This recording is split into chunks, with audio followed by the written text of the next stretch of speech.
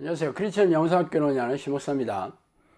오늘은 바울과 사무엘은 이렇게 기도해서 경이로운 하나님의 사람이 되었다는 점을 한번 생각해 볼게요.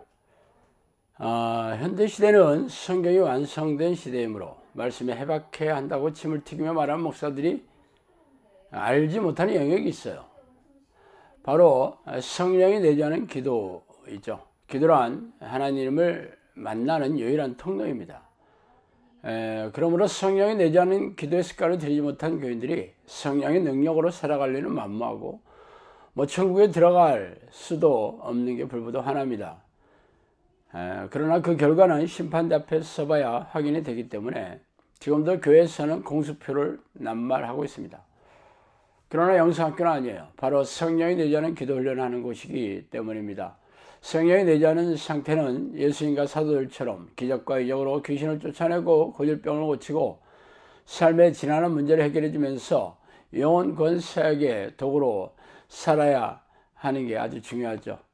그 전에 자신들을 괴롭히던 각종 육체의 질병과 가정의 문제와 삶의 고통들이 말끔하게 해결되고 평안하게 행복하게 살아야 하는 것도 물론입니다. 영성학교가 충주의 한적한 시골에 문을 연 지 벌써 8년이 되었으며 그동안 수천 명의 사람들이 찾아왔고 수백 명이 넘는 사람들이 이 기도 훈련을 받았으므로 그들의 삶과 영혼의 상태를 확인해 보시면 어렵지 않게 할 수 있겠죠. 제가 20여 년 전에 성경을 이잡듯이 지어서 하나님을 만나는 기도의 방법을 찾아 그 말씀대로 기도했더니 지금은 수많은 사람들에게 이 기도를 가르치고 훈련하는 그런 자리에 있게 되었습니다. 그래서 오늘은 성경의 위대한 인물인 바울과 사무엘이 어떻게 기도해서 경이로운 하나님의 사람이 되었는지 한번 살펴볼게요.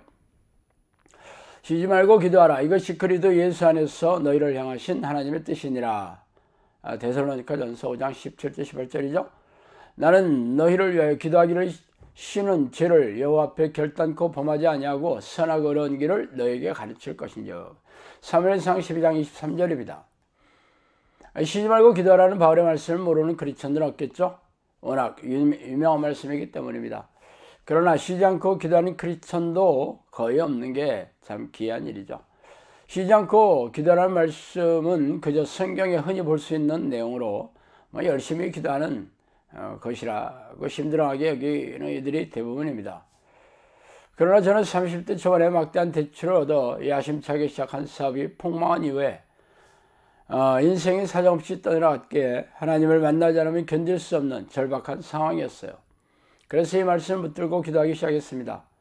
그러나 쉬지 않고 기도하라는 명령이 하나님의 뜻이라고 콕 집어서 명령하셨는지 그렇게 하지 않았어요. 하나님의 뜻대로 살지 않은 모든 사람들을 지옥의 불에 던져겠다는 성경의 경고가 그냥 하시는 말씀이겠어요.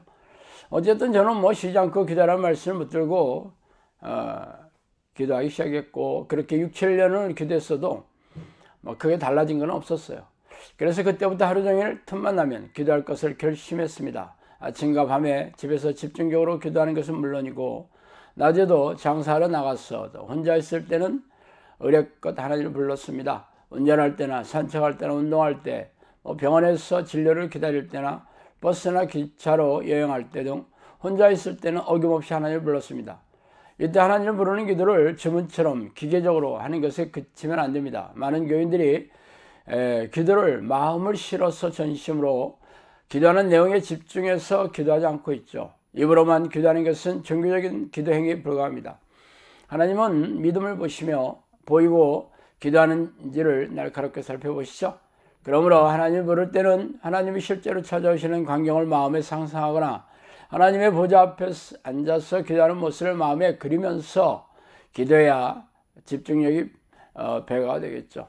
기도란 내 영혼과 하나님의 영이 만나서 교제하는 통로입니다. 그러므로 마음과 생각이 기도하는 내용에 집중하고 몰입하여 기도해야 믿음을 보이는 기도가 되는 것입니다. 그러나 기도 훈련을 시작하면 이 기도가 녹록지 않다는 것을 알게 되죠. 기도를 못하게 하는 사건이나 환경, 상황이 발생하고 기도의 집중을 방해하는 일들이 넘쳐납니다. 또한 기도를 시작해도 온갖 잡념이 떠나지 않고 머리가 혼미하고 몽롱한 상태로 인해 집중을 못하는 일도 생겨납니다. 이런 경우는 악한 영들이 기도를 방해하는 공격입니다. 그러므로 이때는 즉시 예수피로 외치며 축철기도를 해야 합니다. 예수피로 축철기도를 할 때도 정신을 집중해서 기도해야 하겠죠. 이때는 악한 영들도 얼마든지 잡념이나 무서운 생각을 넣어줘 방해합니다. 축철기도를 할 때는 예수님이 십자가에 돌아가신 장면을 머릿속에 떠올리며 그 보혈의 공로로 의지하는 마음을 새기면서 집중력을 배가하여 기도해야 합니다. 그래서 온몸에 힘을 줘 격렬하게 기도해야 비로소 이놈들의 공격을 물리칠 수가 있어요. 바로 그렇게 하는 것이 바로 하나님께 그 믿음을 보이는 것이기 때문이죠. 결국 하나님을 부르는 기도를 할 때나 악한 영을 쫓아내는 축철 기도를 할 때나 마음을 집중하여 기도하는 것이 무엇보다 중요합니다. 물론 방해받지 않는 장소와 그런 시간에 기도할 때는 온몸에 힘을 주고 격렬하게 소리를 내면서도 기도할 수 있죠. 그러나 일상의 삶에서 직장이나 학교, 공공장소에서 기도할 때는 통성으로 힘을 줘 기도할 수가 없어요. 그러므로 얼마든지 마음속으로 생각하며 기도해야 합니다. 저는 10년이 넘은 세월 동안 공공장소나 차 안에서 이렇게 기도해왔어요. 혼자 있을 때면 예수님을 찾아오시거나 하나님 보좌 앞에 앉는 상상을 하면서 집중하고 기도하려고 했었죠. 그래서 하루 종일 쉬지 않고 기도하는 습관을 들이게 되었던 것입니다. 그 결과 성령께서 저를 찾아오셔서 1000번이 넘는 기적을 체험하면서 지금은 사역을 열어주셔서 영상학교 공동체를 이끌면서 귀신을 쫓아내고 질병을 고쳐주고 그러면서 기도를 사역을 하고 있습니다. 쉬지 않고 전심으로 기도하는 명령은 빈말이 아닙니다. 하나님의 뜻이고 예수의 명령이죠. 이 명령에 순종하지 않은 것은 하나님의 계명을 위반하는 죄입니다. 하나님을 찾아오는 것은 피조물이자 종인 우리가 해야 할 가장 큰 의무사항이죠. 종이 주인의 말을 듣지 않고 피조물이 창조주 하나님을 만나고 싶어 하지 않는 것처럼 극악무도한 죄가 또 어디 있습니까? 그러므로 육체를 쳐서 복종시키며 자기 부인을 하면서 하루 종일 하나님을 전심으로 부르는 기도의 습관을 들이세요. 그 길만이 바울과 사무엘처럼 하나님의 위대한 종이 되는 필수적인 길이기 때문입니다.